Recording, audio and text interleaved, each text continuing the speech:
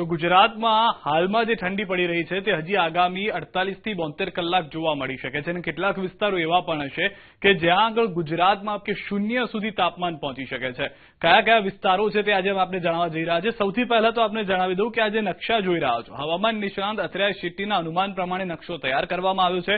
ગુજરાતમાં બરફ જામી જશે એ સૌથી મોટો સવાલ તે માટે છે, કારણ કે જેટલા સફેદ રંગના આપ નિશાન જોશો ત્યાં આગળ 2 થી 4 ડિગ્રી તાપમાન ગુજરાતમાં રહી શકે છે. ત્યારબાદ જે ઘાટો જાંબલી રંગ છે તે 4 થી 6, ગુલાબી રંગમાં 6 થી 8, ઘાટો ગુલાબી રંગ છે ત્યાં 8 થી 10 ડિગ્રી, જ્યાં આગળ વાદળી રંગ છે ત્યાં 10 થી 12 અને જ્યાં લીલો રંગ છે ત્યાં 13 થી 15 ડિગ્રી સુધીનું તાપમાન જોવા મળી શકે છે. સૌથી પહેલા વાત કરીએ ઉત્તર ગુજરાતથી, તો ત્યાં આગળ ગુલાબી રંગ જોવા મળી રહ્યો છે. એનો મતલબ એ છે કે 6 થી લઈને 8 ડિગ્રી સુધીનું તાપમાન જે છે તે જોવા મળી શકે છે, જેમાં થરાદ, ડીસા, પાલનપુર, પાટણ, ખેરાલુ, વડાલી, સામી, મહેસાણા, હિંમતનગર, મોડાસા, ગાંધીનગર, વિરમગામ આ વિસ્તારો આવેલા છે. પરંતુ તેની સાથે સાથે આપ જોશો તો થોડો વિસ્તાર એવો છે કે જ્યાં આગળ જાંબલી રંગ પણ જોવા મળી રહ્યો છે, જેમ કે સાંતલપુરનો થોડો વિસ્તાર થઈ ગયો, રાપર, ધોળાવીરા, ખાવડા, લખપત, નલિયા, ભુજ, ગાંધીધામ ને માંડવી આ એવા વિસ્તારો છે કે જેમાં કેટલાક વિસ્તારમાં સફેદ રંગ પણ આપ જોશો. એનો મતલબ એ છે કે 2 થી 4 ડિગ્રી તાપમાન અહીંયા આગળ રહી શકે છે. ઠંડીનો પારો ખૂબ જ ગગડી જાય તેવી પરિસ્થિતિ આગામી 48 થી 72 કલાક 16 થી 17 જાન્યુઆરી સુધી અહીંયા જોવા મળી શકે છે. ત્યારબાદ ફરી વખત મધ્ય ગુજરાતના વિસ્તારો પર આવે કે જ્યાં આગળ ઘાટો ગુલાબી રંગ જોવા મળી રહ્યો છે કે જ્યાં આગળ 8 થી 10 ડિગ્રી તાપમાન થઈ શકે છે.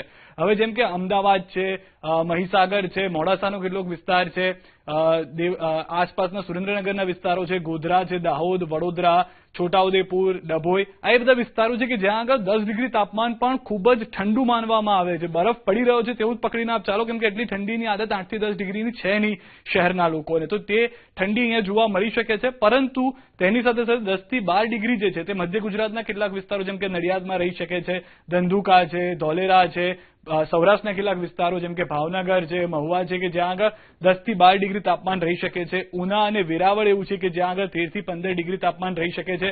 ત્યારબાદ ફરી વખત સૌરાષ્ટ્રના વિસ્તારો તરફ જઈએ તો મોટાભાગના વિસ્તારો 4 થી લઈ અને 8 ડિગ્રીમાં છે ઠંડીમાં, જેમાં અમરેલી આવી ગયું, જુનાગઢ આવી ગયું, ઉપલેટા આવી ગયું, કુતિયાણા, પોરબંદર, લાલપુર, જામનગર, ધ્રોલ.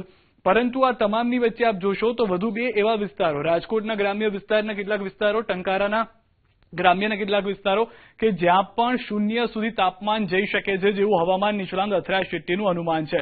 જેમ કચ્છમાં પણ રાપર, નલિયા અને ખાવડાના કેટલાક એવા વિસ્તારો હોઈ શકે છે કે જ્યાં તાપમાન જે છે તે 0 ડિગ્રી સુધી જઈ શકે છે, તેમ સૌરાષ્ટ્રમાં પણ ટંકારા અને રાજકોટ ગ્રામ્યના કેટલાક વિસ્તારો એવા હોઈ શકે છે કે જ્યાં તાપમાન જે છે તે 0 ડિગ્રી સુધી જઈ શકે છે. પરંતુ ત્યારબાદ જો મોટાભાગના વિસ્તારની વાત કરીએ તો કોલ્ડ વેવ જે છે તે 16 જાન્યુઆરી સુધી સતત જોવા મળી શકે છે. આ તમામ વિસ્તારોની અંદર દક્ષિણ ગુજરાતના જે વિસ્તારો છે, ખાસ કરીને જે દરિયા કિનારે આવેલા વિસ્તારો છે, ત્યાં આગળ ગુજરાતના બાકીના જે ડિસ્ટ્રિક્ટ છે તેની કરતા, જિલ્લાઓ છે તેની કરતા ઠંડી થોડી ઓછી હશે. જેમ કે સુરત છે, નવસારી છે, વલસાડ છે, મહુવા છે, સૌરાષ્ટ્રની અંદર પાલીતાણા છે, ભાવનગર છે, આ તમામ વિસ્તારોમાં 10 થી 12 ડિગ્રી તાપમાન રહી શકે છે.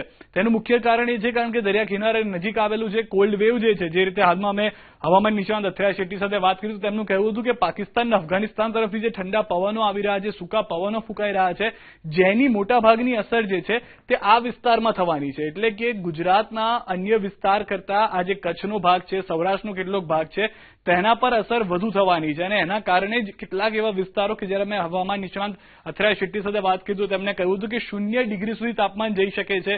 સૌરાષ્ટ્રના 2 વિસ્તારો જેમ કે ટંકારા અને રાજકોટ છે કે જ્યાંના કેટલાક ગ્રામીણ વિસ્તારોમાં, ભલે શહેરી વિસ્તારમાં થોડું વધારે પણ ગ્રામીણ વિસ્તારમાં 0 ડિગ્રી સુધી તાપમાન જવાની શક્યતાઓ છે.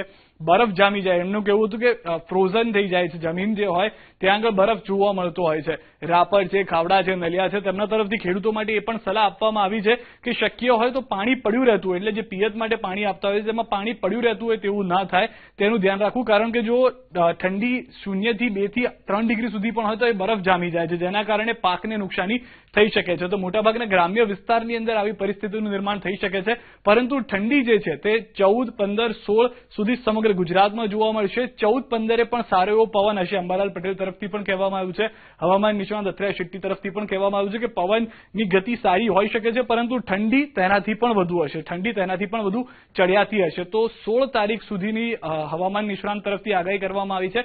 તેમની સાથે અંતમાં તેમણે એ પણ કહ્યું છે કે જાન્યુઆરીનો અંત થતા કમોસમી વરસાદ થઈ શકે છે. છે. જો કે તેને હજી સમય છે, તેને લઈને પણ સટીક અનુમાન કરવામાં આવશે, પરંતુ 19 થી 21 જાન્યુઆરીનો વચ્ચેનો એવો સમય હશે.